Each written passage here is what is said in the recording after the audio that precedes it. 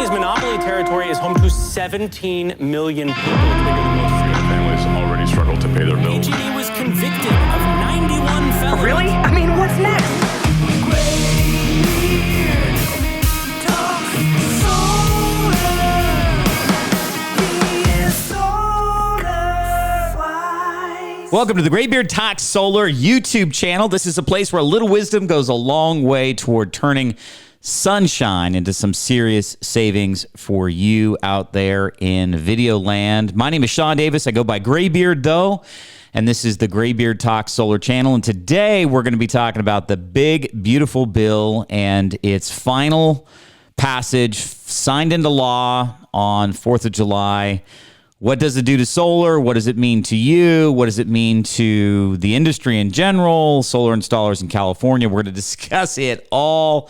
But before we do, if you definitely find this information enlightening, please smash that like, share, and subscribe button. Smash the subscribe button, but then send it off to some other friends and family members that might be interested in understanding how the big, beautiful bill currently and presently will impact solar, both now and in the future. So let's just jump into it. So obviously, lots of news recently. Trump gets that bill signed on July 4th. Big celebration, lots of to-dos, lots of publicity around it. And what it does for solar is significant. This is probably the greatest disadvantage that has presented to solar since the industry was first born a little over 40 years ago, and to take away the federal income tax credit. So here's what happened. The big, beautiful bill effectively will eliminate the 30% federal income tax credit benefit. They call it Section 25D. It'll eliminate that tax credit benefit for homeowners that do not have a system installed before December 31st of 2025. Okay, now that one point alone, I think, bears repeating and kind of dissecting a bit. So we'll talk about that in just a moment. But effectively, that is the biggest change that we're seeing right now. Currently, solar enjoys a 30% federal income tax credit benefit. And so let me explain how that would affect most homeowners that are interested in adopting solar. If you moved forward with either purchasing or financing a solar system, either one, doesn't matter, you enjoy a 30% federal income tax credit benefit. Most people do. It depends on your income. So when I say that, so for example, it's a tax credit benefit, which means you have to have a tax liability in order for you to get the credit, meaning people with low income or very little tax liability would forfeit that credit. It's not available to them. So it's not a rebate. There's a difference between a credit and a rebate. For example, when you buy something, you get a rebate. Every purchaser gets a rebate. You send in your receipt, send in the QR code or whatever it is you got to send in, and you get a rebate. It gets mailed to you. A tax credit is an offset of tax liability. So the only people that can't enjoy it fully are going to be people that have lower income or no income tax liability at all. But let's just assume you do. So 30%, let's say a solar system costs $30,000. 30% of that would be $9,000. So you write a check for $30,000 to purchase the system. And then later, when you go to file your taxes for that tax year, so for example, tax year filing for 2025, your full year ends, your fiscal year ends December 31st, which is when this particular credit would end. But effectively, if you install a system in 2025, it has to be installed before December 31st, 2025. That is a major, major point I'll spend a little bit more time on in a moment. But if it is installed before December 31st of 2025, you enjoy that 30% tax credit benefit. If the system's $30,000, 30% of that is $9,000. So effectively, you write the check for $30,000, but the real true net cost to you is only $21,000 because Uncle Sam chipped in $9,000 of tax mitigation, right? So it's real. It was one of the most beneficial aspects of solar. One of the few investments out there in the investment world that gave such a rich tax benefit, and that's one of the reasons why I think it was the target of Trump's big, beautiful bill. It was easy pickings to recover that money. Obviously, no tax on tips, no tax on Social Security. There's a lot of other agendas that they had going on. And so attacking solar and the green energy tax credits was easy pickings, in my opinion. That's where they went first. So Let's break that apart just a second. So the 30% tax credit benefit is going away at the end of this year. But in order for you to be able to benefit from that 30% tax credit, you have to have the system, the solar system and batteries installed before December 31st of 2025. Now, this means it's a much more complex situation than, for example, the big solar change that happened a few years ago, the NEM 2 to NEM 3 transition in California that whacked away at the excess credits that you get for surplus energy that you send to the utility. That created about a year's worth of business funneled into about 4 months. But when that change occurred, all you had to have was your name signed. You had to have an agreement in place. It was basically paperwork that had to be done before April 14th of 2023. This is different. Okay. In order for you to be able to benefit from the 30% federal income tax credit benefit, that solar system absolutely has to be installed and commissioned by December 31st of this year. So now this is complex for the following reasons. Number one, summertime is always a surge in business for solar companies. If you look at summer business versus winter business, there is a seasonality to solar, and summer usually escalates 2 to 3 times as much volume, contracts, people wanting to move forward. As soon as homeowners get those massive and outrageously expensive bills from Edison, PG&E, and San Diego Gas and Electric in California, man, they start looking for alternatives, and solar is one of the first things that they go to. So summer already presents a elevation, a multiple factor beyond normal business, 2 to 3 times.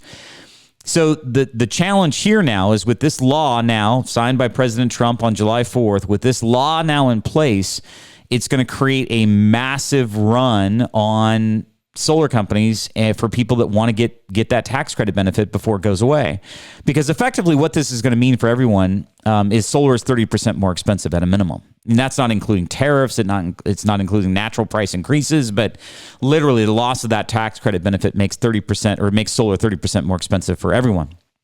So we're expecting in the industry that the 2 to 3 times volume of normal business that we would see during the summer, we think that volume of business is going to be escalated by at least 3-fold, maybe 4-fold. So think of it this way.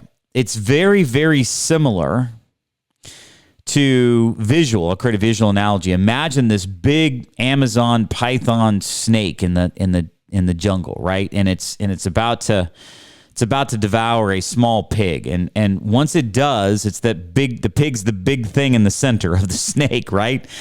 As it continues to digest it. That's what's going to happen in solar. It's going to create this massive volume of artificial business that's not normal for this season that then has to get digested. It has to get processed. So think of it, for example, delays with the jurisdiction. Some counties are really easy to work with in California. Some counties are outrageously difficult to work with. Some counties you can get a solar permit in 3 to 5 days. Some counties it's 3 to 5 weeks, as an example. Now, in addition to that, so we think that the volume of business is going to create issues for most installers because now they're going to have to process a massive amount of business very quickly, and it all hinges on it getting installed by December 31st of 2025 in order for that homeowner to get that tax credit. So, for example, we were already hearing from some installers that ground mount systems, because they take longer, because there's a 2 permit stage process with ground mounts take usually about anywhere from 3 to 6 weeks longer than a normal solar system to install. They're just much more complex. There's more engineering that needs to be done, and there's more steps in the process that need to be done before the actual solar can be installed. So we're starting to hear from installers that their deadline for ground mount homeowners that want to do a ground mount system might be 30 days out, as an example. So right now, as I'm recording this, early July, so we're talking about maybe early August for ground mount systems. And then we're hearing from some installers that they expect to shut down their new 2025, let's get you the tax credit before it goes away business by maybe as early as September 15th of this year. In other words, they don't want to take on business after that date that has a high probability, it's probably going to be a coin flip as to whether or not that system gets installed. So they're going to spend resources, time getting the permitting done, doing the engineering, doing the site plan, doing all that other stuff. And nobody's going to want to move forward if they miss out on that tax credit. And so this could be all for naught. So many solar customers are going to have to get contracted and get into the pipeline and get the process started ASAP, as soon as possible. Never been cheaper than it is right now. It's guaranteed it's going to go up 30%. There's a drop dead deadline. You have to have the system installed before December 31st of this year in order for you to capture that 30% federal income tax credit benefit. And when you think about inclement weather, when you think about supply chain disruption, when you think about jurisdictions that you got to deal with, and some take longer than others, and you think about homeowner complexity, maybe you need a main panel upgrade, maybe you need some roof repairs, maybe your inspector takes longer because there's just a massive volume of solar business. All of that is leading to the uncertainty. All of that is leading to the complexity of what's going on. But let me just simplify it. If you have any interest at all in adopting solar, getting more solar, going solar for the first time, right now would be the time. Okay. You got to get engaged. You got to do it soon. Now, having said that, let me give you a little tip as to what to look for as a solar broker that has gone through maybe 30 plus different companies. In the time that I've been in the business to try to find the 11 good ones that we work with now. We've just recently made a strategic decision to pare that 11 group down to about 4 or 5 companies. Now, we're doing that strategically because we do think some companies that we're dealing with right now may be on the front lines of the carnage that happens in 2026. And what we don't want to have happen is to put you in touch, make contact with, get you an agreement for, get you an installation agreement for a solar system with a company that may not be in business in 2026. Now, that can always happen, but here's what we're looking for. We think that there's going to be a big challenge for small companies and some of the biggest ones. We think the biggest challenge is going to be small companies, small installers, and the biggest guys out there. We think the mid-level guys that, maybe do 200-300 installations a month that work with new construction business and with commercial business, we think those guys are going to be fine. But we do think that some of the guys that only do solar installations on existing homes, that we call those retrofit installations, we think those companies are looking at a very, very bleak 2026 where they might see 1/4 to 1/3 of their normal business, and a lot of companies will not be able to survive that. So back to the tax credit thing, right? So tax credit's going away. Explain that very simply. You got to have the system installed by December 31st. The more complex your job is, the more urgent you should be looking at it right now. This should be elevated to DEFCON level 5 as a priority if you want to get out from underneath those outrageously expensive utility bills from PG&E, Edison, and San Diego Gas and Electric in California. Now, on the good news front, okay, we thought it was going to be absolutely devastating, absolutely catastrophic to solar. On the good news front, here's the only piece of good news that I can share. They did leave in a provision that allows for the investor tax credit to stay through the year 2027, which means it'll stay through 2026 and 2027. Now, when I say investor tax credit, what that means is that when you lease a solar system or when you adopt a power purchase program, so leases or power purchase programs, those are what we call TPO systems or third party owned. You don't own it, someone else does. Okay, energy company, leasing company, whoever that is.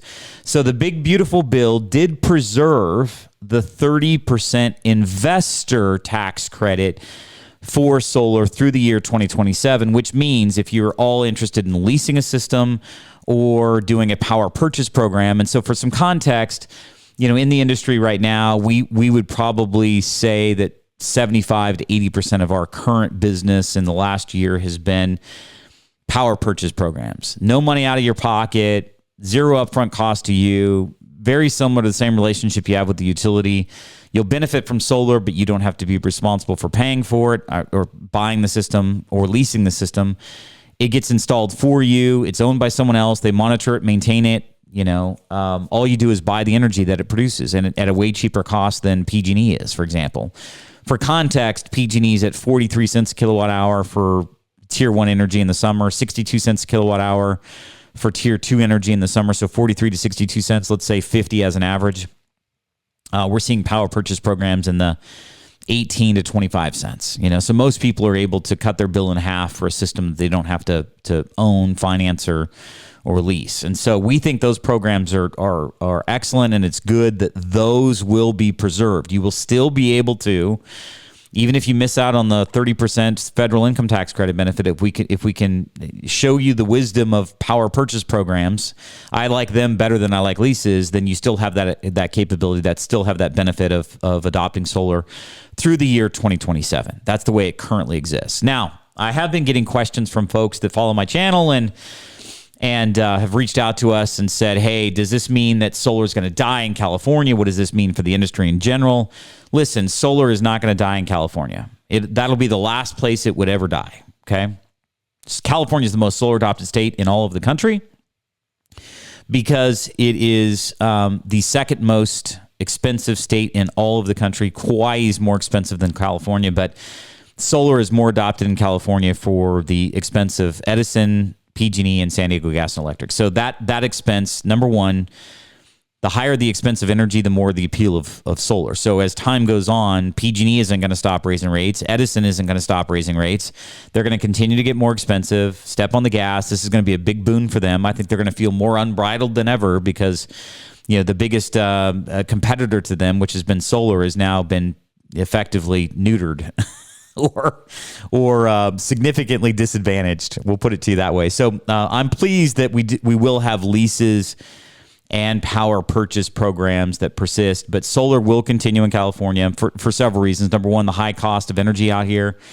Number two, it's part of the building code, for California construction. So they changed the code in 2019, mandating that all new construction in California, residential, commercial, multifamily, that stuff has to have solar as part of the construction. So you're going to have companies that install that, companies that service that, companies that warranty that.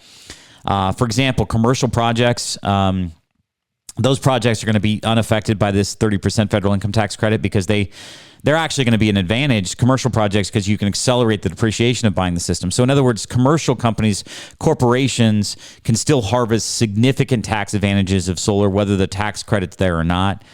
And so new construction will persist. Commercial solar adoption will persist.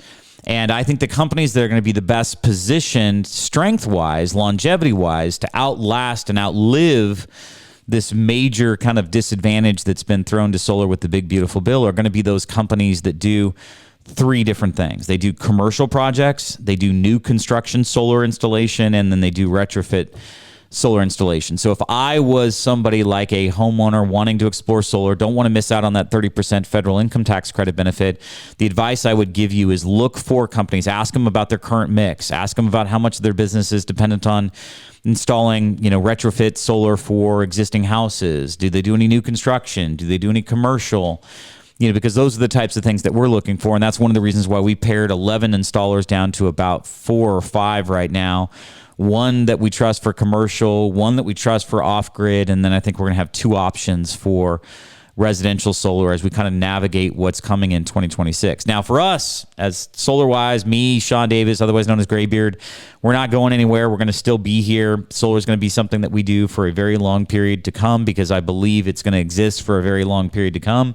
And I think the good companies out there will survive this and ultimately thrive as a result of this. I think that this change is actually, I think, one of the bright linings of it. One of the things I hope for, it is what it is, but I hope it gets rid of a lot of the riffraff in the industry. There's a lot of predatory people in solar, and I hope this change allows more of them to get out of the industry and go find other pastures to toil in. Let's put it to you that way. So that's the update. It is what it is. The big beautiful bill is down. So quick synopsis: 30% federal income tax credit's gone away. At the end of the year, you got to have the system installed. It's urgent to get going now. If you need a ground mount, you're probably 4 weeks away from those being no longer available for you to get or to even try to get before the end of 2025. If you want a roof-mounted system, realistically, you're probably looking at late August, early September before many of our installers will shut down their pipeline. If that happens, don't worry. You can still benefit from solar because the leases and power purchase programs, they will persist through the year 2027. We've got an extra 2 years on those. Those are some of the cheapest rates, some of the lowest costs that I've seen anyway, so just keep that in mind.